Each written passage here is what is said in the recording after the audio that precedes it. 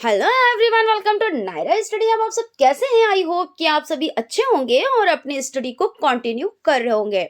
Friends, आज के video lecture में जो आपका सब्जेक्ट मैथ हो जाता है, इसका जो चैप्टर फर्स्ट है उसमें लेक्चर 2 आज आपका हो जाता है, ठीक है ना। तो इसमें जो लेसन है उसका नाम क्या हो जाता है? वो हो जाता है संख्या तथा संख्यांक का बोध, अंकों का ज्ञान और स्थानीय मान। इसको पिछली वीडियो में भी कंटिन्यू किया और इसमें संख्या को समझा। आज भी संख्या को समझेंगे, संख्यांक को समझेंगे, इन सब चीजों पर डिटेल में डिस्कस करेंगे और ये भी जानेंगे कि एग्जाम में जो क्वेश्चंस पूछे जाते हैं वो किस तरह से पूछे जाते हैं, ठीक है ना। तो आगे बढ़ने से पहले फ्रेंड्स, अगर अभी तक आप लोगों ने चैनल को सब्सक्राइब नहीं किया है तो प्लीज सब्सक्राइब कर लें और बेल आइकन को भी जरूर प्रेस कर दें, जिससे कोई भी नोटिफिकेशन हो वो आप तक पहुंच सके। और फ्रेंड्स देखिए, हो सके तो अपने फ्रेंड्स में भी जरूर वीडियो शेयर करें, क्योंकि उनको भी बेनिफिट मिलना चाहिए। आप जितना अच्छा करेंगे आपके साथ उतना ही अच्छा होगा, तो इसलिए आप अपने फ्रेंड सर्किल में भी शेयर जरूर करें, ठीक है ना। तो सबसे पहले हम लोगों ने क्या चीज देखी थी? तो संख्या के बारे में जाना था। संख्या मतलब क्या होता है? तो संख्या, कितनी संख्या है उसका बोध जहां पे होता है वो क्या कहलाता है? वो संख्या कहलाता है। यानी कितनी संख्या है का बोध कराना संख्या कहलाता है। जैसे एग्जाम्पल कि हाथ में उंगलियां कितनी है, यानी एक हाथ में उंगलियां कितनी है? तो 5 उंगलियां है। लेकिन आपको कैसे पता चला? आपने काउंट करा, 1 2 3 4 5, यानी 5 उंगलियां हैं। तो इस तरह से इसका मतलब क्या हो गया कि कितनी संख्या है, इसका बोध कराना क्या होता है? तो संख्या होता है। अब अगर बात करें कि संख्या को कितने भागों में बांटा गया है, ये सब हम लोग फर्स्ट वीडियो में डिस्कस कर चुके हैं, लेकिन रिवीजन बहुत जरूरी होता है। जैसा कि हम आपको बताते चलते हैं कि मैथ प्रैक्टिस पर बहुत ज्यादा डिपेंड करता है, तो इसलिए हम लोग थोड़ा सा इसका रिवीजन भी करेंगे, ठीक है ना। तो संख्या को कितने भागों में बांटा गया है? तो संख्या को 3 भागों में बांटा गया है। कौन कौन से भाग हो जाते हैं? तो इसमें आपका वास्तविक संख्याएं हो जाती हैं, काल्पनिक संख्याएं हो जाती हैं और सम्मिश्र संख्याएं हो जाती हैं। जिसमें आपका वास्तविक संख्या आपके सिलेबस में है, तो इसलिए आप लोग वास्तविक संख्याओं के बारे में पढ़ेंगे। अब वास्तविक संख्या कि कितनी फैमिली है, इसका परिवार क्या है, इसके बारे में एक चार्ट के माध्यम से समझ सकते हैं। तो देखिए, सबसे पहले आपका हो जाता है वास्तविक संख्याएं। वास्तविक संख्याओं में इसके अंतर्गत क्या क्या आता है? तो इसके अंतर्गत परिमेय संख्याएं और अपरिमेय संख्याएं आती हैं। अब परिमेय संख्याएं किसे कहते हैं? तो जिसे p/q फॉर्म में लिखा जा सकता है वो क्या होती हैं? वो परिमेय संख्याएं होती हैं। और जिन्हें p/q फॉर्म में नहीं लिखा जा सकता है वो क्या होती हैं? वो अपरिमेय संख्याएं होती हैं। यानी आप इस तरह से भी कह सकते हैं कि अंश बटे हर में जो लिखा जा सकता है, जिसको लिखा जा सकता है, वो क्या होती है? तो वो परिमेय संख्या होती है और इसका अपोजिट अपरिमेय संख्याएं हो जाती हैं। उसके बाद यहाँ पे आप समझ लें कि परिमेय संख्याओं के अंतर्गत कौन आता है, कौन कौन सी संख्याएं आती हैं। तो परिमेय संख्याओं के अंतर्गत पूर्णांक संख्याएं आती हैं और दशमलव संख्याएं आती हैं। अब इसके बाद देखिए, पूर्णांक संख्याओं में क्या क्या चीजें आती हैं? तो पूर्णांक जो संख्याएं हैं उसमें प्राकृतिक संख्याएं और पूर्ण संख्याएं आती हैं। यानी देखिए, ये इसका परिवार है, यानी प्राकृतिक संख्याएं और पूर्ण संख्याएं। प्राकृतिक संख्याएं किन्हें कहते हैं? जैसे आपका हो जाता है 1 2 3 4 5 6 डॉट डॉट डॉट इनफाइनाइट तक। तो इसका मतलब क्या हो जाता है कि ये संख्याएं कैसी संख्याएं हो जाती हैं? तो ये प्राकृतिक संख्याएं हो जाती हैं। अब अगर बात करें कि पूर्ण संख्या क्या होती हैं, तो पूर्ण संख्याएं देखिए शून्य से स्टार्ट होती हैं। तो शून्य से जब स्टार्ट होती हैं तो उसके बाद आपका 1 2 3 4 5 इस तरह से ये पूर्ण संख्याएं हो जाती हैं। अब आप सोचेंगे इसमें फर्क क्या है, तो इसमें आपको फर्क दिख रहा होगा। देखिए, शून्य से स्टार्ट है यानी ये पूर्ण संख्याएं हैं, और 1 से स्टार्ट है यानी ये प्राकृतिक संख्याएं हैं। अब इसमें क्वेश्चंस कैसे पूछे जाते हैं वो भी अभी डिस्कस करेंगे, ठीक है ना। तो पहले हम लोग रिवीजन कर लेते हैं, उसके बाद हम लोग ये देखते हैं क्वेश्चंस कैसे आते हैं एग्जाम में। ये आपका हो गया प्राकृतिक संख्या और पूर्ण संख्या, इसके बारे में जान लिया। उसके बाद प्राकृतिक संख्याओं के कितने पार्ट होते हैं ये समझ लें। तो प्राकृतिक संख्या में देखिए सम संख्याएं हो जाती हैं, विषम संख्याएं हो जाती हैं, भाज्य संख्याएं हो जाती हैं और अभाज्य संख्याएं हो जाती हैं। इसका भी थोड़ा सा रिवीजन कर लेते हैं, ठीक है ना। तो जैसे आपकी सम संख्याएं, तो सम संख्याएं कौन सी संख्याएं होती हैं, तो सम संख्याएं देखिए वो संख्याएं होती हैं जो 2 से पूर्णता यानी पूरी तरह से विभाजित हो जाएं। तो वो कौन सी संख्याएं कहलाती हैं, तो वो सम संख्याएं कहलाती हैं। एग्जाम्पल के तौर पे जैसे आपका 2 हो जाता है ना, 2 हो जाता है, 4, 6, 8 और 10, 12, इस तरह से और भी बहुत सारी संख्याएं हैं। इसको आप देख लें, 2 एकम 2 और आपका हो जाता है 2 दूना 4, है ना, 2 तिया 6, 2 चक्कू 8, 2 पंजे 10 और 2 छंग 12, यानी ये सभी 2 से पूरी कट रही हैं, यानी पूर्णता विभाजित हो रही हैं। तो ये कौन सी संख्याएं हो जाती हैं, तो ये सम संख्याएं हो जाती हैं। उसके बाद विषम संख्याएं, तो विषम संख्या यानी इसका अपोजिट, यानी वे संख्याएं या ऐसे कह सकते हैं वो संख्याएं जो 2 से पूरी विभाजित ना हो और कुछ शेषफल बच जाए, ठीक है ना। तो वो संख्याएं कौन सी होती हैं, तो वो विषम संख्याएं हो जाती हैं। जैसे यहाँ एग्जाम्पल के तौर पे देख लेते हैं, जैसे आपका 15 हो गया, तो अगर आप 2 से इसको कट करेंगे यानी 2 से आप इसका भाग कर देंगे तो क्या होगा, 2 सत्ती 14 हो जाएगा, है ना। तो यहाँ पे 5 में से 4 गया तो 1 बचा, यानी 1 क्या बच गया, 1 शेषफल बच गया। तो ये कैसी संख्या हो गई, तो ये आपकी विषम संख्याएं हो गई, है ना। शेषफल आपका 1 बच गया तो ये विषम संख्याएं हो गई। तो इस तरह से ये विषम संख्याएं हैं। अब बात कर लेते हैं भाज्य संख्याएं। तो भाज्य संख्याएं ऐसी संख्याएं जिनके गुणनखंड 2 से अधिक होते हैं, यानी भाज्य संख्याएं वो संख्याएं होती हैं जिनके गुणनखंड 2 से अधिक हों, वो भाज्य संख्याएं कहलाती हैं। जैसे आप एग्जाम्पल के तौर पे देख सकते हैं, जैसे आपका 4 है, ठीक है ना, तो इसके आप क्या करेंगे, इसके गुणनखंड कर देंगे। तो हर वो संख्या, वो कोई भी संख्या हो, सम संख्या हो, विषम संख्या हो, कोई भी संख्या हो, लेकिन वो 1 से तो उसको कटना ही कटना है, यानी 1 से वो कटेगी, है ना। यानी उसका देखिए गुणनखंड, यहाँ पे यही चीज तो कही गई है कि ऐसी संख्या है जिनके गुणनखंड 2 से अधिक होते हैं। तो आप गुणनखंड कर लें, तो यानी 1 से तो कटेगा ही कटेगा, है ना। ये जो 4 ये आपका नंबर हो जाता है, ये 1 से तो कटेगा। उसके बाद आपका 2 से, यानी 2 दूना 4 और ये 4 1 कम 4, ये हो जाता है। उसके बाद ये 6 है आपका, तो 1 से जाएगा और 3 दूना 6, है ना। और आपका हो जाता है 2 से भी जाएगा कि 2 तिया 6, इससे भी जाएगा। और उसके बाद 6 ये स्वयं से यानी खुद से भी।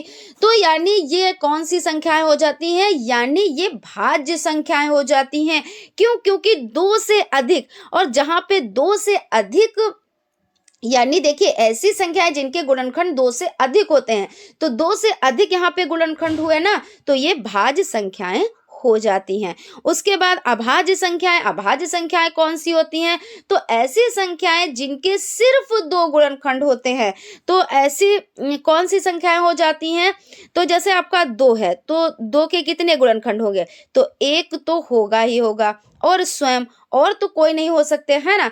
तो ये क्या है, ये अभाज्य संख्या। अब देखिए, अब यहाँ पे समझिए कि जो ये आपकी 2 यानी कि 2 नंबर है ये, तो ये कैसा है, तो ये सम अभाज्य है, यानी सम भी है प्लस अभाज्य संख्या भी है। तो इसको बहुत ज्यादा याद रखिएगा, क्योंकि इस तरह के क्वेश्चंस पूछे जाते हैं और ये खास तौर पे तो पूछा ही जाता है कि बहुविकल्पी में भी आ सकता है, अतिलघु में भी आ सकता है, यानी ये इम्पोर्टेंट हो जाता है आपके लिए, ठीक है ना, कि दो जो संख्या है वो कैसी है। तो आपको समअभाज्य, अगर वहाँ पे आपका ऑप्शन है और वहाँ पे समअभाज्य लिखा है तो उसी पे आपको टिक करना है, ठीक है ना। तो यहाँ तक चीजें हो गई और एक दो एग्जाम्पल और भी देख लेते हैं। जैसे हमने 2 को देखा, अब यहाँ पे ये 3 नंबर है ना, इसको देख लेते हैं। तो 3 देखिए 1 से जाएगा और स्वयं से जाएगा, स्वयं से जाएगा। उसी तरह से ये 5 है तो क्या है, 1 से जाएगा और स्वयं से जाएगा, यानी खुद से जाएगा। तो यहाँ तक आपका होगा। अब इसी सारणी से आप कुछ क्वेश्चन सॉल्व कर सकते हैं। कैसे, अभी हम लोग इसके बारे में डिस्कस करते हैं कि क्वेश्चंस कैसे एग्जाम में बनते हैं और आप उसको कैसे सॉल्व करेंगे।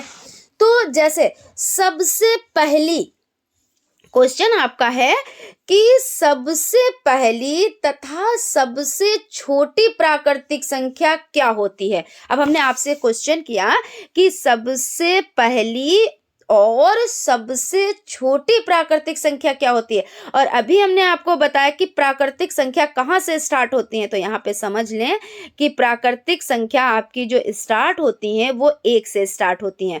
तो जो चीज स्टार्ट होती है जहां से, तो वही तो सबसे छोटी तो संख्या हुई ना।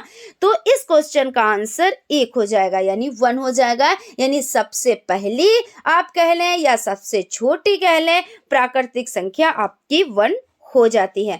उसके बाद आपका क्वेश्चन है कि सभी प्राकृतिक संख्याएं क्या पूर्णांक संख्याएं होती हैं। तो जी हाँ, कि क्या कह रहे हैं, जो सभी प्राकृतिक संख्याएं हैं, ये जो प्राकृतिक संख्याएं हैं तो क्या ये पूर्णांक संख्याएं होती हैं। तो देखिए बिल्कुल सही है, क्योंकि पूर्णांक संख्याएं होती हैं। आप इस चार्ट के माध्यम से समझ सकते हैं चीजों को, जो भी डाउट्स हैं उसको क्लियर कर सकते हैं, ठीक है ना। तो यानी जी हाँ, सभी प्राकृतिक संख्याएं पूर्णांक संख्याएं होती हैं। उसके बाद आपका नेक्स्ट क्वेश्चन हो जाता है, क्वेश्चन क्या हो जाता है कि सभी अभाज्य संख्याएं क्या प्राकृतिक संख्याएं होती हैं। तो क्या क्वेश्चन है कि सभी अभाज्य संख्याएं प्राकृतिक संख्याएं होती हैं क्या। तो आप यहाँ पे देख लें कि सभी अभाज्य संख्याएं, यहाँ पे आप देख सकते हैं कि देखिए अभाज्य संख्याएं हैं और ये देखिए सभी अभाज्य संख्याएं क्या प्राकृतिक संख्याएं हैं। तो देखिए ये इसी की तो फैमिली है ना। तो जी हाँ, बिल्कुल सही है कि सभी अभाज्य संख्याएं प्राकृतिक संख्याएं होती हैं। उसके बाद क्वेश्चन आपका बन सकता है कि क्या सभी विषम संख्याएं प्राकृतिक संख्याएं होती हैं।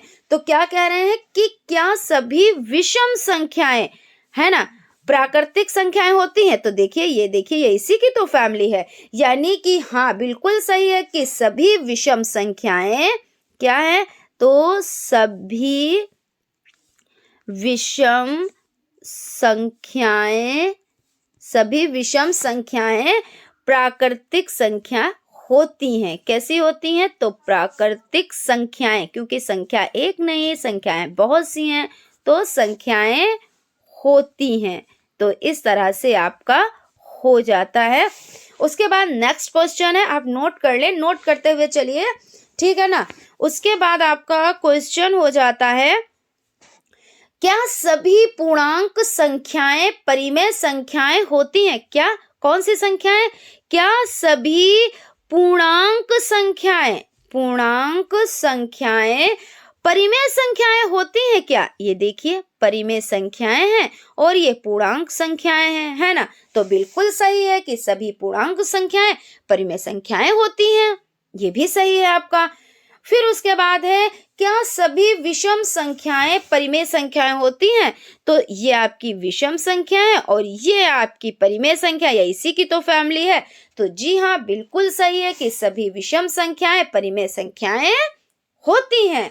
उसके बाद है सभी भाज्य संख्याएं, ये देखिए यहाँ पे भाज्य संख्याएं हैं कि क्या सभी भाज्य संख्याएं प्राकृतिक संख्याएं होती हैं। तो ये आपकी भाज्य संख्या, ये आपकी प्राकृतिक संख्या है। तो भाज्य संख्याएं प्राकृतिक संख्याएं होती हैं, क्योंकि ये इसी की तो फैमिली आ रही है ना। तो बिल्कुल सही है, ये भी आपका सही है। फिर उसके बाद आपका है, क्या सभी प्राकृतिक संख्याएं पूर्ण संख्याएं होती हैं? तो देखिए यहाँ पे आप समझ लें क्या कह रहा है क्वेश्चन, क्या सभी प्राकृतिक संख्याएं और क्या पूर्ण संख्याएं होती हैं? पूर्ण संख्याएं होती हैं। तो आप समझ लें यहाँ पे इस तरह से आप समझेंगे, क्योंकि कई बार देखिए इसको रिपीट कर चुके हैं, लेकिन बहुत अच्छी बात है, जितनी बार रिपीट की जाए चीजें उतना अच्छा है। तो पहले आप प्राकृतिक संख्या लिख लीजिए, कौन सी? तो प्राकृतिक संख्याएं हमने यहाँ पे शॉर्ट में लिख दिया। प्राकृतिक संख्याएं 1 2 3 4 5 6 7 डॉट डॉट डॉट इन्फिनाइट, बहुत सी है ना, अनंत तक जाती हैं। अब क्या कह रहे हैं कि सभी प्राकृतिक संख्याएं क्या पूर्ण संख्याएं होती हैं? और पूर्ण संख्याएं भी यहाँ पे लिख लें, क्यों? क्योंकि हमें इसमें देखना है कि क्या ये सत्य है या असत्य कथन है ना।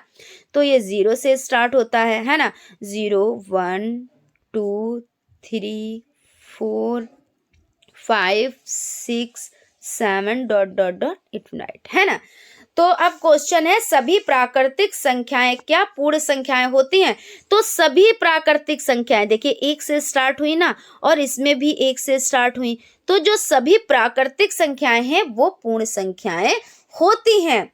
लेकिन इसका जब अपोजिट क्वेश्चन आ जाए कि क्या सभी पूर्ण संख्याएं प्राकृतिक संख्याएं होती हैं क्या, तब नहीं होंगी। क्यों? क्योंकि देखिए पूर्ण संख्या में आपका 0 लगा हुआ है, 0 है, और पूर्ण संख्या स्टार्ट कहाँ से होती है? तो 0 से होती है। तो सभी जो प्राकृतिक संख्याएं हैं वो पूर्ण संख्याएं हैं, लेकिन जो सभी पूर्ण संख्याएं हैं वो प्राकृतिक संख्याएं नहीं होती हैं। ये चीज आप खास तौर से याद रखिएगा, क्योंकि आप जब भी इस तरह का क्वेश्चन आए, अगर आपको डाउट, कहीं पर डाउट लगे कि क्या लिखें क्या ना लिखें, तो सबसे पहले आप इस तरह से प्राकृतिक संख्याएं और पूर्ण संख्या लिख लेंगे, और उसके बाद इसमें कंपैरिजन कर लेंगे कि देखिए प्राकृतिक संख्या 1 से स्टार्ट होती है और पूर्ण संख्या में भी 1 से यहाँ पे है, तो यानी ये इसमें आ सकते हैं। लेकिन जो ये 0 है ये प्राकृतिक में नहीं जा सकता है। तो यानी ये चीज है कि सभी प्राकृतिक जो संख्याएं हैं वो पूर्ण संख्या हो सकती हैं, लेकिन जो सभी पूर्ण संख्याएं हैं वो प्राकृतिक संख्याएं नहीं होती हैं। हो सकती नहीं, होती हैं यहाँ पे, क्योंकि हैं, कंफर्म है ना। तो यहाँ पे हो जाता है।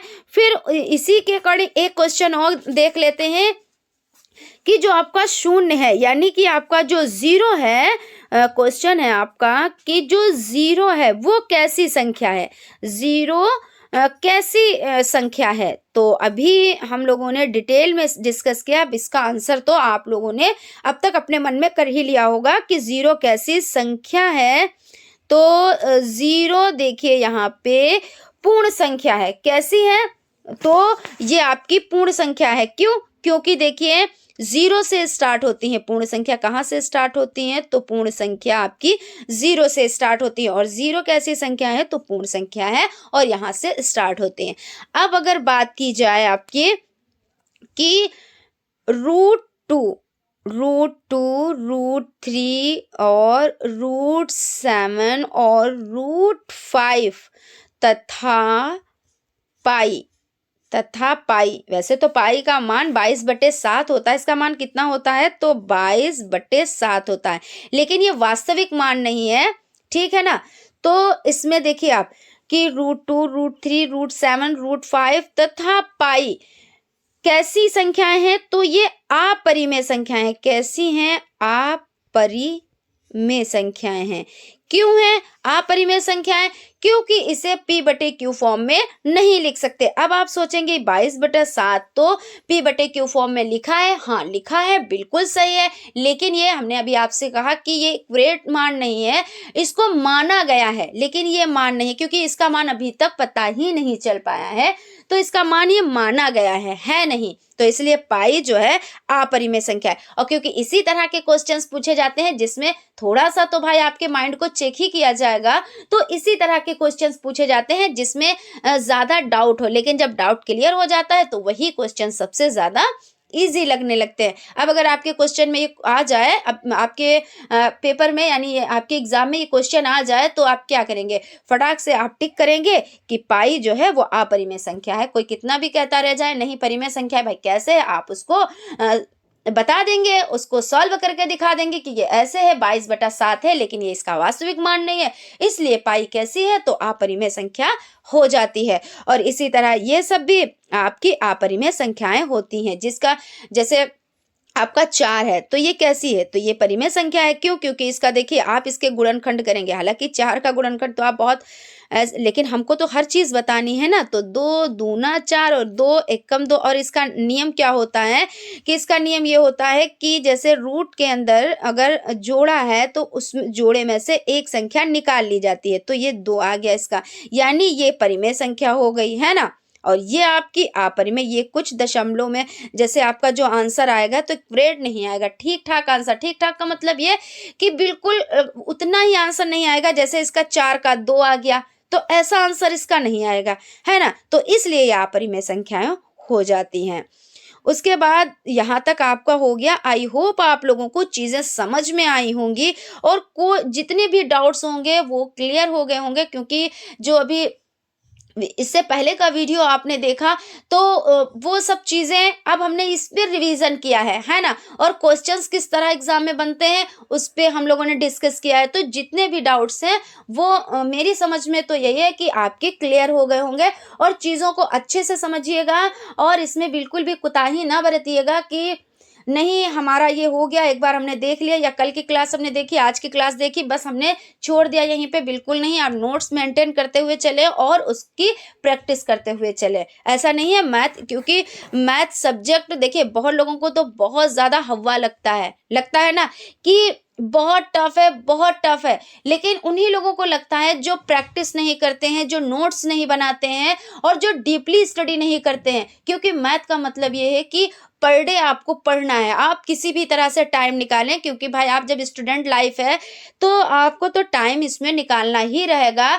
तो आप टाइम निकालें और पर डे क्लास अटेंड करें, पर डे आप प्रैक्टिस करें और कल के भरोसे पे बिल्कुल भी ना रहें, ठीक है ना। तो यहाँ तक चीज़ें क्लियर हो गई होंगी। अब हम लोग बढ़ते हैं संख्यांक की तरफ। तो संख्यांक क्या होता है इसको समझ लेते हैं। इसमें जैसे आपका क्वेश्चन है, जैसे पहले क्वेश्चन से स्टार्ट करते हैं तो थोड़ी चीज़ें और क्लियर हो जाएंगी, साथ में लेके चलेंगे। जैसे आपका हो गया, यहाँ पे क्वेश्चन तो है ही है, लिखने की तो ज़रूरत नहीं खैर पड़ी। यहाँ पे देख लेते हैं कि निम्नलिखित संख्याओं को संख्यांक में व्यक्त कीजिए। अब संख्यांक किसे कहते हैं, अभी तो हम संख्या पढ़ रहे थे और संख्या का मतलब यही है कि कितनी चीजें हैं, है ना, उसको पता करना, तो यही संख्या होता है। यही तो है इसकी परिभाषा ना, कि क्या है कि कितनी संख्या है, यानी कोई चीज है कितनी संख्या है का बोध कराना क्या कहलाता है, तो संख्या कहलाता है। अब संख्यांक क्या है, तो संख्यांक समझ लें आप। ये जो आपका हो जाता है संख्यांक, जो शब्द में लिखा होता है, यानी क्या है, जो शब्द में लिखा होता है, यहाँ पे हो जाता है जो शब्द में लिखा होता है। क्या होता है, तो लिखा होता है उससे संख्यांक कहते हैं। क्या कहते हैं, यहाँ पे देखिए, जो शब्द में लिखा होता है उसे क्या कहते हैं, उसे संख्या कहते हैं। क्या कहते हैं, उसे संख्या कहते हैं। और क्या हो जाता है, और जो अंकों में लिखा होता है, यहाँ पे समझ लें, और जो अंकों में लिखा होता है, अंकों में लिखा होता है उसे क्या कहते हैं, उसे संख्यांक कहते हैं। अब इस तरह से आप समझ लें कि एक बार फिर से समझ लें कि जो शब्दों में लिखा गया होता है, जो शब्दों में लिखा होता है उसे संख्या कहते हैं, और जो अंकों में लिखा होता है उसे क्या कहते हैं, उसे संख्यांक कहते हैं। अब ये कैसे, अब आप कैसे समझेंगे कि ये इसका मतलब क्या हुआ, तो हम यहाँ पे देखिए समझ लेते हैं कि जो शब्दों में लिखा होता है उसे क्या कहते हैं, तो संख्या। जैसे आपका हो गया फर्स्ट नंबर पर 304, ये हम एग्जाम्पल के लिए ले रहे हैं, आप कुछ भी इसमें देख सकते हैं। ये इसको बताने का मतलब ये है कि इस तरह से जो लिखा हुआ होता है उसको क्या कहते हैं, और जो अंकों में लिखा होता है उसको क्या कहते हैं। यहाँ पे मेन मोटिव ये है कि चीज़ों को समझाना, कि एग्जाम्पल से कैसे समझा जा सकता है और आप लोगों को कैसे समझाया जा सकता है, ठीक है ना। तो 304, अब आप इसको कैसे लिखेंगे, इकाई, दहाई, सैकड़ा, ये सब आपको खैर आता होगा, लेकिन हम आपको बेसिक से ही चीज़ों को बताते हुए चलेंगे, तो इसलिए हम बेसिक से ही आपको बताएंगे, ठीक है ना। तो इकाई, दहाई, सैकड़ा, तो 304 है, तो सैकड़े पे 3 है और 4 क्योंकि है, तो 304। अब आप बताएं कि ये कैसी संख्या है, और ये, तो यहाँ पे आप समझ लें कि जो शब्द, जैसे अभी परिभाषा हमने बताई, उसको नोट डाउन करते हुए चलिए, क्योंकि हर एक चीज आप लोगों के लिए इंपॉर्टेंट है। तो जो शब्द में लिखा होता है, अब देखिए ये शब्दों में ही तो लिखा है, और ये बहुत आप लोग कर चुके होंगे कि शब्दों में दिया होता है तो अंकों में लिखो, अंकों में दिया होता है तो शब्दों में लिखो, है ना। तो इस तरह से, तो 304, ये 304 आपके हो जाते हैं, ठीक है ना। तो ये किस में है आपका, तो ये संख्या में है। और जब आपने 304 इसको अंकों में लिख दिया, तो ये क्या हो गया, ये आपका हो गया संख्यांक। क्या हो गया, ये संख्यांक हो गया, और ये आपका क्या हो गया, तो संख्या में हो गया। अब इसी तरह और भी एग्जाम्पल कुछ देख लेते हैं। जैसे आपका हो जाता है एग्जाम्पल नंबर 2,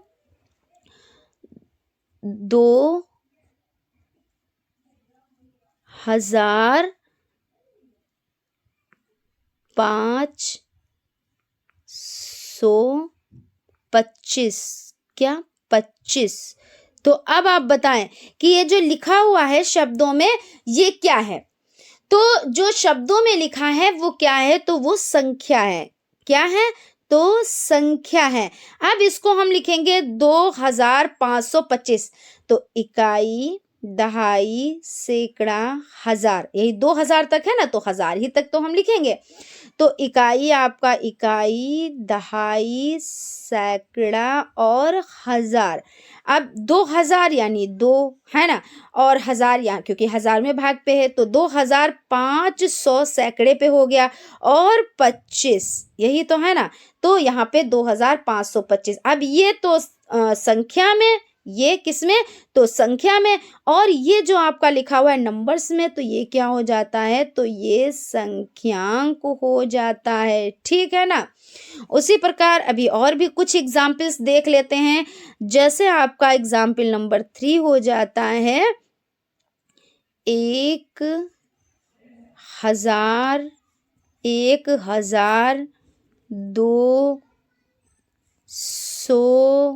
1211, कितना, 11, है ना। अब देखिए 1000 यानी इकाई, दहाई, सैकड़ा और हजार, यही तो है ना। तो ये आपकी इकाई हो गई, ये आपकी दहाई हो गई, ये आपका सैकड़ा हो गया, और ये आपका हजार। बार बार इसलिए बताते चल रहे हैं जिसमें ये सब चीजें आपकी रिवीजन होते हुए चले। तो ये इकाई, दहाई, सैकड़ा, हजार, लिखना क्या है, 1211। तो 1211।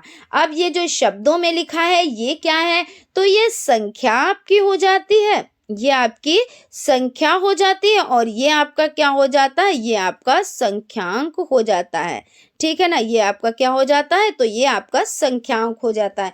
कुछ और एग्जाम्पल देख लेते हैं जिसमें और भी चीजें ज्यादा समझ में आ जाएं। फिर उसके बाद आपका एग्जाम्पल नंबर 4 हो जाता है ना। तो 8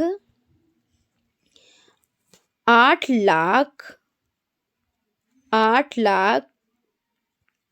50,000 300 और कितना है, 12 है ना, 312।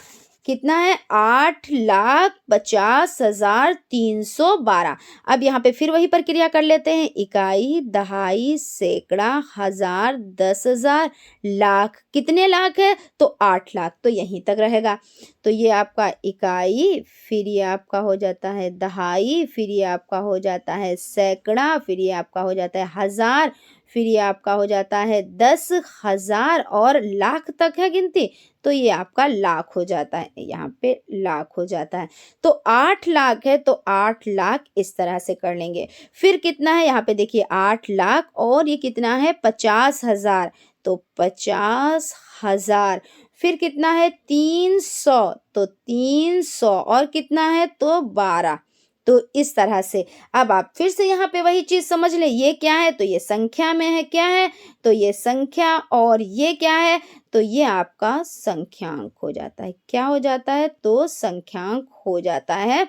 आई होप आप लोगों को चीजें समझ में आई होंगी, और जितने ये हमने उदाहरण दिए, एग्जाम्पल दिए, उतने आप लोगों के लिए इनफ होंगे, है ना। अब यहाँ पे थोड़ा सा और समझ लेते हैं, जिस तरह से हो जाता है कि वही चीज है कि शब्दों में लिखा गया तो वो संख्या है ना, शब्दों में लिखा गया तो क्या है तो संख्या है, और अंकों में लिखा गया तो क्या है संख्यांक है ना। तो बस यही चीज अब आप लोग समझ चुके होंगे। अब देखिए यहाँ पे जो आपका नेक्स्ट होता है, नेक्स्ट चलते हैं कि अनुवर्ती संख्या या परवर्ती संख्या या उत्तरवर्ती संख्या। यहाँ पे देखिए सबसे पहले आपका हो जाता है क्वेश्चन नंबर, देखिए 1 हम लोगों ने सॉल्व किया। अब इसको क्या करेंगे, क्वेश्चन नंबर 2 को सॉल्व करेंगे। 5,219 की अनुवर्ती संख्या बताएं। तो सबसे पहले हम लोग क्या समझेंगे, सबसे पहले समझेंगे कि अनुवर्ती संख्या होती क्या है, इसके और कौन कौन से नाम हैं, उसके बाद इसको हम लोग सॉल्व करेंगे, ठीक है ना। तो क्या है कि अनुवर्ती संख्या, यहाँ पे पेज ले लेते हैं, तो यहाँ पे आप देख लीजिए कि अनुवर्ती संख्या, अनुवर्ती संख्या, आप अनुवर्ती संख्या कह लें, है ना, या आप क्या कह लें, या आप परवर्ती संख्या कह लें। कौन सी, या आप परवर्ती संख्या कह लें, या आप कौन सी संख्या कह लें, या आप कह लें, या आप कह लें उत्तरवर्ती संख्या। कौन सी तो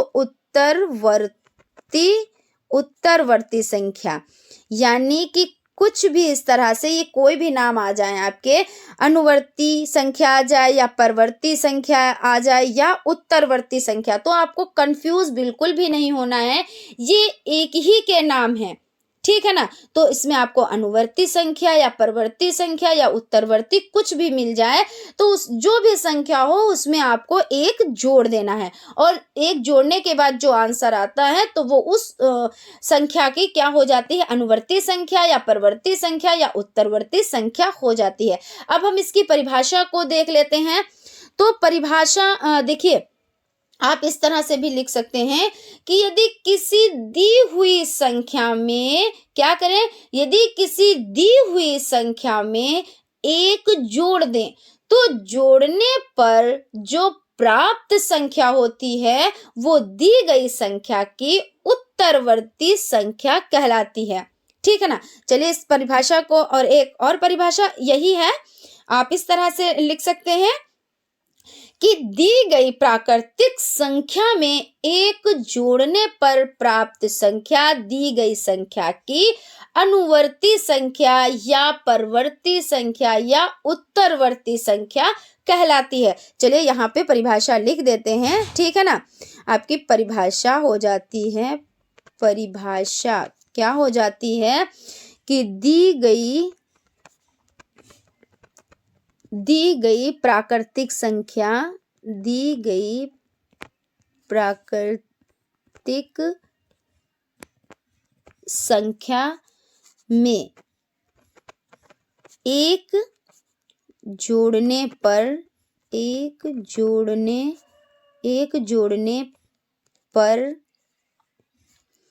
प्राप्त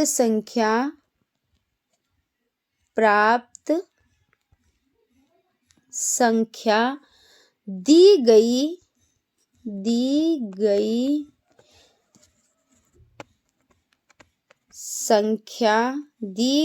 संख्या की अनुवर्ती या आप कह लें अनुवर्ती कह लें, या आप कह लें परवर्ती, या आप कह लें उत्तरवर्ती, है ना। उत्तरवर्ती क्या कहलाती है? उत्तरवर्ती संख्या कहलाती है। ठीक है ना। तो यहां तक क्लियर हो गया। अब उसके बाद आप लोग इसको नोट डाउन कर लें।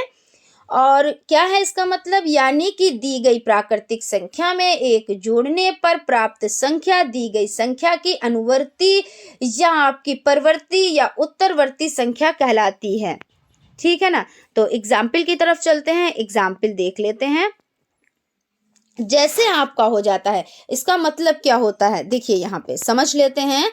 जैसे आपकी ये 10 संख्या है, ठीक है ना। उसके बाद ये आपका +1 है, तो ये कितना हुआ? 11 हो गया ना। तो ये कौन सी संख्या है? तो ये अनुवर्ती। और मैं नाम बार बार रिपीट करती चलती हूँ कि अनुवर्ती, परवर्ती, उत्तरवर्ती, जिसमें आपका रिवीजन होते चले, क्योंकि नाम में लोग बड़ा कंफ्यूज होते हैं कि अनुवर्ती आ गई तब तो आगे की संख्या लिख दी, लेकिन परवर्ती और उत्तरवर्ती आ गई तो कंफ्यूज हो गए, है ना। तो यहाँ पे अब देखिए, इसको परिभाषा से समझिए कि दी गई संख्या, यानी आपकी ये दी गई जो संख्या है, ठीक है ना, दी गई संख्या में एक जोड़ने पर, कितना जोड़ने पर? दी गई संख्या में एक जोड़ने पर, एक जोड़ दिया, ठीक है ना, एक जोड़ने पर प्राप्त संख्या कौन सी? ये प्राप्त संख्या है ना, यही तो है। प्राप्त संख्या क्या कहलाती है?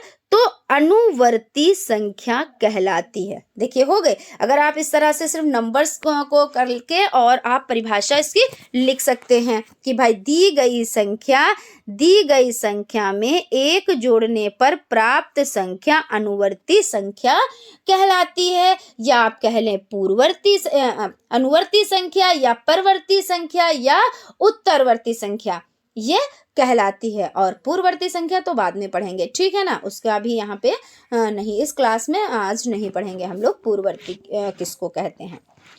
तो उसके बाद देखिए कुछ एग्जाम्पल्स और समझ लेते हैं। एग्जाम्पल्स की तरफ चलते हैं। तो आपका जैसे 9 नंबर है, ये 9 है। अब यहाँ पे आपका क्वेश्चन आया 9 की अनुवर्ती संख्या लिखिए। तो 9 की अनुवर्ती संख्या क्या हो जाती है? तो 9 की तो यहाँ पे देख लेते हैं कि 9 की अनुवर्ती संख्या, जैसे एग्जाम्पल से कुछ भी आ सकती है, कोई भी संख्या, लेकिन आपके जब कहते हैं जो भी आपका कॉन्सेप्ट क्लियर होगा तो आपके लिए कोई भी संख्या आ जाए। ऐसा नहीं है कि 9 ही आए, 10 ही आए, 11 ही आए, कोई भी संख्या आ सकती है। तो आपका जब कॉन्सेप्ट क्लियर है तो आप कर सकते हैं, इसको आराम से कर सकते हैं, कोई दिक्कत नहीं होगी। तो यहाँ पे हम लोग समझ लेते हैं कि 9 की क्या है? 9 की अनुवर्ती संख्या। तो क्या है 9 की अनुवर्ती संख्या? 9 की अनुवर्ती संख्या, ठीक है ना। तो क्या होगी? 9 की अनुवर्ती संख्या 10 होगी। अब अगर हम ले लें 9, यानी 999 की अनुवर्ती संख्या तो कितनी होगी? तो भाई 999 की अनुवर्ती संख्या यानी 1 प्लस तो 1000 हो जाएगी। अब आप इसको इस तरह से भी लिख सकते हैं कि जैसे 9 की अनुवर्ती संख्या तो 9 + 1 = 10, है ना। अब 99 999 999 तो यहाँ पे क्या हो जाता है? तो इसमें आपको क्या करना है कि 1 प्लस कर देना है ना, 1 प्लस कर देना है और आप लिख लेंगे, यानी इस तरह से भी आप समझ लें। और देखिए यहाँ पे 1 प्लस किया तो 9 और 1 10, 10 का 0 कैरी 1, 9 और 1 10, 10 का 0 कैरी 1, 9 और 1 10, 10। तो यहाँ पे इस तरह से हो जाता है। इस तरह से भी सॉल्व कर सकते हैं जैसे आपको आसान लगे, है ना, क्योंकि जो बड़ी संख्या होती है तो उसमें थोड़ी सी कंफ्यूजन भी आ जाती है कि किस तरह से क्या करें। हालांकि इसमें एक ही जोड़ना होता है तो इसमें कंफ्यूजन की तो कोई बात ही नहीं है है ना। अब जैसे अगर आपका क्वेश्चन आ गया 101, 101 की अनुवर्ती संख्या क्या, तो अनुवर्ती संख्या अब क्या है, अनुवर्ती संख्या 101 की अनुवर्ती संख्या क्या है, तो 101 प्लस 1, तो बराबर कितना हुआ, 101 प्लस 1, एक में एक जोड़ दिया तो 2 ही तो होगा, तो 102, ये आपका हो जाता है। अब इस तरह से एक और क्वेश्चन ले लेते हैं, तो जैसे 598, 98, तो इसकी उत्तरवर्ती संख्या, यानी उत्तरवर्ती संख्या बोल लें, अनुवर्ती संख्या बोल लें, है ना, परवर्ती संख्या बोल लें, तो यहाँ पे उत्तरवर्ती संख्या लिखते हैं। 598 की क्या है, तो उत्तरवर्ती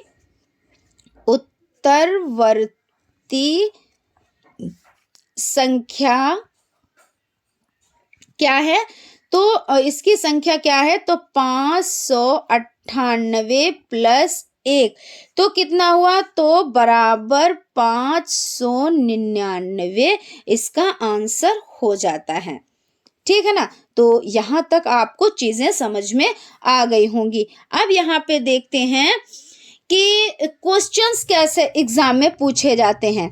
ठीक है ना, तो क्वेश्चंस आपका फर्स्ट नंबर का क्वेश्चन हो जाता है, यहाँ पे लिख देते हैं क्वेश्चन नंबर 1। ठीक है ना, क्वेश्चन 1 आपका हो जाता है कि 500 यानी सॉरी यहाँ पे 5000 है, 5219 की अनुवर्ती संख्या बताएं। तो अब इसको आप क्या करेंगे, बताइए, है ना, बताइए। ये क्वेश्चन आपका हो गया कि 5219 की अनुवर्ती संख्या बताइए। तो इसको आप कैसे सॉल्व करेंगे, क्योंकि हो सकता है ये आपका बहुविकल्पी टाइप में आ जाए, तो आपने 1 प्लस कर दिया और आंसर आपका हो गया, जो ऑप्शन में है उस पर टिक कर दिया आपने। लेकिन जब आपका अति लघु उत्तरीय टाइप क्वेश्चंस आएगा, यानी अति लघु उत्तरीय टाइप क्वेश्चंस आएंगे, तब आप क्या करेंगे, तब तो आपको थोड़ा सा लिखना ही रहेगा, है ना, एक्सप्लेन देना रहेगा। तो इसमें आपका हो जाता है, इस तरह से लिखते हैं कि 5219 की अनुवर्ती संख्या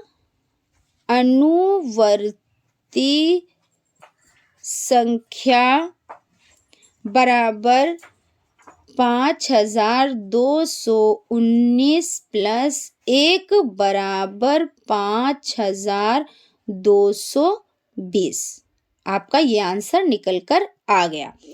अब आप इसका आंसर यहाँ पे लिख दें, ये आपका सॉल्व हो गया। अब यहाँ पे ये भी लिख सकते हैं, अतः 5219 की अनुवर्ती संख्या 5220 है। ये आपका अति लघु उत्तरीय टाइप क्वेश्चंस हो गया। और जो आप क्वेश्चंस हो गए यानी, और जो बहुविकल्पी में हो तो आप उसमें 1 प्लस करके और टिक कर देंगे। ठीक है, अब नेक्स्ट क्वेश्चन की तरफ चलते हैं। क्वेश्चन देख लेते हैं। यहाँ पे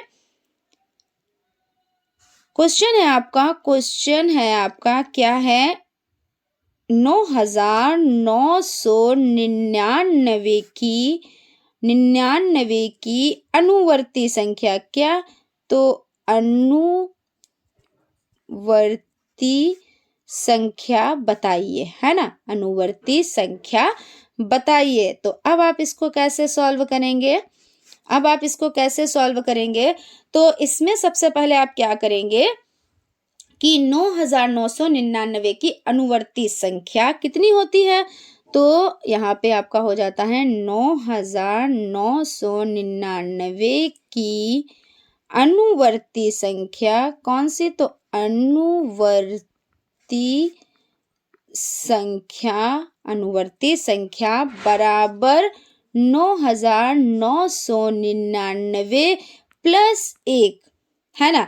तो आपका कितना हो गया। अब आप इस तरह के जो क्वेश्चंस होते हैं उसमें कुछ लोग गलतियां कर देते हैं कि कहाँ से कैसे क्या करें, और जबकि 9,999 है तो यानी एक उसमें जोड़ दिया, तो आप इस तरह से भी जोड़ दें। यहाँ पे हम करके आपको दिखा देते हैं, ठीक है ना। 9,999 और एक, तो यहाँ पे आप प्लस कर देंगे। 9 और 1 10 का 0 हासिल 1, 9 और 1 10 10 का 0 हासिल 1, और 9 और 1 10 10 का 0 हासिल 1, 9 और 1 10, ठीक है ना। तो आपका आंसर इस तरह से, और इसमें आप अगर रफ कर लें तो बेहतर होता है, क्योंकि अगर बड़ी संख्या आ जाती है और रफ कर लेंगे तो इसमें कोई भी थोड़ा सा भी डाउट नहीं रह जाएगा, है ना।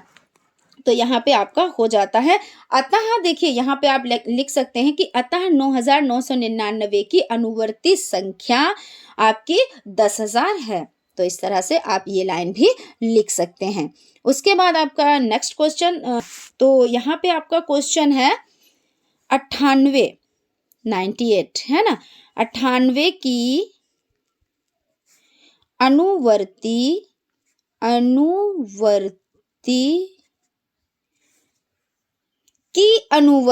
क्या है, अनुवर्ती की अनुवर्ती। आप यहाँ पे आप कहेंगे कि मैडम यहाँ पे तो 2 बार ये चीज बोल गई, इसका मतलब क्या है, या तो मैम ने यहाँ पे थोड़ा वो कंफ्यूज हो गई इसलिए बोल दिया है।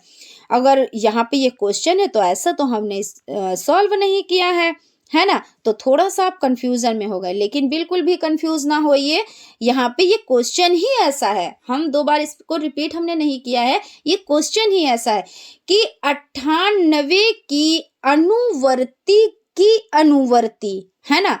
तो इसको कैसे सॉल्व करेंगे, देखिए सबसे पहला स्टेप क्या है कि इस तरह का जब क्वेश्चन आए तो स्टेप 1 स्टेप 2 इस तरह से आप वर्क करेंगे। तो स्टेप 1 आपका हो जाता है कि 98 और यानी 98 की अनुवर्ती, 98 की अनुवर्ती संख्या कितनी है, अनुवर्ती संख्या आपकी हो जाती है 98, इतनी ही तो है। और उसमें आपने 1 प्लस कर दिया तो कितना हो गया, तो 99 हो गया। अब यहां तक का तो आपका सॉल्व हो गया, एक स्टेप आपने कंप्लीट कर लिया कि 98 की अनुवर्ती तो 99 हो गया। अब इसकी अनुवर्ती कह रहा है, क्योंकि अनुवर्ती की अनुवर्ती, तो यहाँ पे आपने इसको सॉल्व कर लिया। अब आप क्या करेंगे, नेक्स्ट स्टेप में आप क्या करेंगे, 99, ये जो आपका आंसर निकल कर आया इसको आप उठा लेंगे और यहाँ पे देखिए 99 की अनुवर्ती संख्या है ना, वही चीज आ गई ना, अनुवर्ती संख्या तो कितनी होगी, अनुवर्ती संख्या बराबर 99 प्लस 1, यही तो होगा, तो बराबर आपका 100 हो जाएगा। अब यहाँ पे आप ये भी लिख सकते हैं, लिख नहीं सकते आप लिखिएगा, क्योंकि आपका अतिलघुत्तरीय टाइप क्वेश्चंस आएगा इस तरह का, तो आपको ऐसे ही लिखना है। अतः 98 की अनुवर्ती संख्या 100 है ना। आप इस तरह से लिख सकते हैं, हम यहाँ पे लिखे दे रहे हैं, हमने इरेज करके यहाँ पे लिख दिया। अतः 98 की अनुवर्ती, 98 की अनुवर्ती की अनुवर्ती क्या, अनुवर्ती 98 की अनुवर्ती की अनुवर्ती संख्या है ना। अब कितनी है, अभी आपने देखिए पहला स्टेप किया, दूसरा स्टेप किया, अब आप लास्ट स्टेप करेंगे बराबर 100 और ये आपका आंसर आ गया। अब आप इसको एक और ढंग से सॉल्व कर सकते हैं, ये अगर आपको आसान लगे तो आप इस ढंग से सॉल्व करिएगा, यानी और देख लेते हैं, यानी 98 की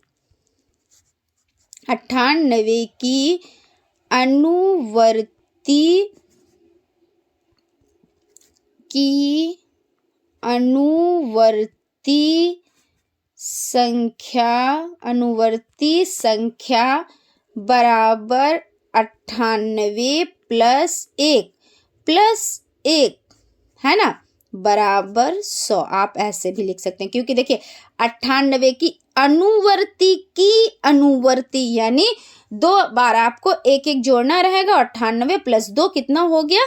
तो 100 हो गया, यानी ये आंसर आपका निकल कर आ गया। तो आप चाहें इस ढंग से कर सकते हैं, और अभी जो हमने अभी आपको बताया उस ढंग से आप कर सकते हैं, है ना। तो वो जो आपको अच्छा लगे, जो आपको ऐसा लगे कि हाँ हमको ये आसान पड़ रहा है, तो उस तरीके से आप करिए। हालांकि दोनों आसान ही है, कोई भी टफ इसमें नहीं है ना। उसके बाद एक एग्जाम्पल और हम देख लेते हैं। एग्जाम्पल आपका हो जाता है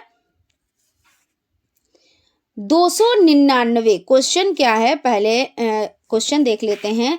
299 की अनुवर्ती अनुवर्ती अनुवर्ती की अनुवर्ती अनुवर्ती की अनुवर्ती संख्या बताइए। तो अब यहाँ पे देखिए आप कैसे करेंगे। तो 299 की अनुवर्ती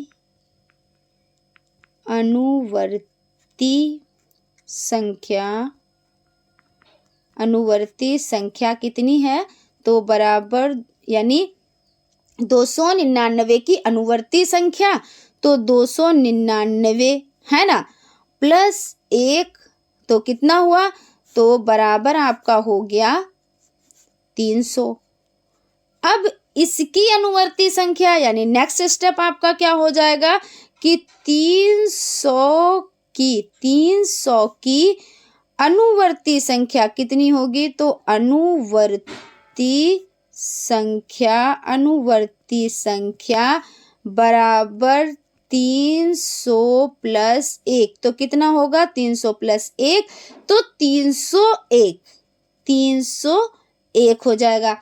अब इसी तरह से इसको दूसरे ढंग से भी कर लेते हैं, दूसरे तरीके से भी कर लेते हैं, है ना।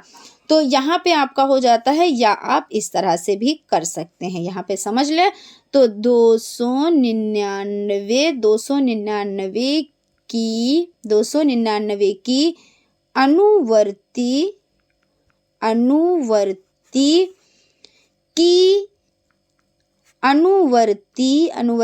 अनुवर्ती संख्या बराबर कितना है? तो 299 + 1 + 1, तो बराबर 301 आंसर हो जाता है। ठीक है ना। तो आई होप आप लोगों को सेशन अच्छा लगा होगा। अगर कहीं पे कोई डाउट है, कुछ क्लियर करना है, तो प्लीज़ आप लोग कमेंट बॉक्स में कमेंट करें, हम उसका रिप्लाई आप लोगों को ज़रूर से ज़रूर देंगे। और फिर से हम एक चीज़ कहना चाहेंगे कि जितना भी हम आप लोगों को ये नोट्स बनवाते चल रहे हैं, जितनी भी चीज़ें आपको समझाते हुए चल रहे हैं, और जो भी कुछ चीज़ें यहाँ पे लिखते हैं और कुछ चीज़ें आप बोलते हैं, तो वो भी चीज़ें आप नोट क्या कीजिए, आप लोगों के लिए मोस्ट इम्पॉर्टेंट हो जाता है।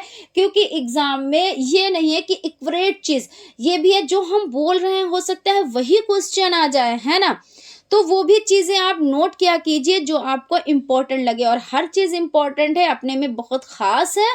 तो इसलिए आप लोग रजिस्टर को मेंटेन करें। पहले उसमें देखिए आप सिलेबस लिखें, जो हमने पिछली वीडियो में आपको सिलेबस भी बताया है, तो वो सिलेबस भी नोट डाउन करें कि आपके इतने चैप्टर हैं, आपको इस तरह से कंप्लीट करना है। क्योंकि कोई भी चीज़ का आगाज़ करने से पहले उसके बारे में जानकारी होना बहुत ज़रूरी होता है।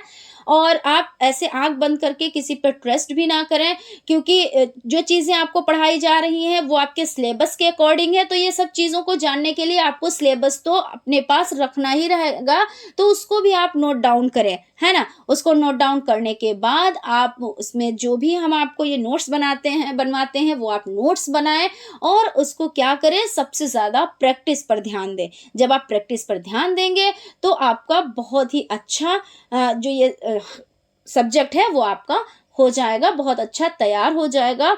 और एक चीज़ बताएंगे कि देखिए जो मैथ सब्जेक्ट है आपका ये पर डे चलेगा, और जो सब्जेक्ट्स हैं उसको हम डिवाइड कर देंगे कि जैसे 2 डेज आपका कोई और सब्जेक्ट होगा तो कोई 2 डेज कोई और सब्जेक्ट हो जाएगा, तो इस तरह से डिवाइड करेंगे। लेकिन कोशिश करेंगे कि मैथ जो सब्जेक्ट है वो रोज़ ही कंटिन्यू चले, ठीक है ना। तो फ्रेंड्स तब तक आप लोग अपना ख्याल रखें और स्टडी को कंटिन्यू करें। मिलते हैं नेक्स्ट क्लास में। Thank you.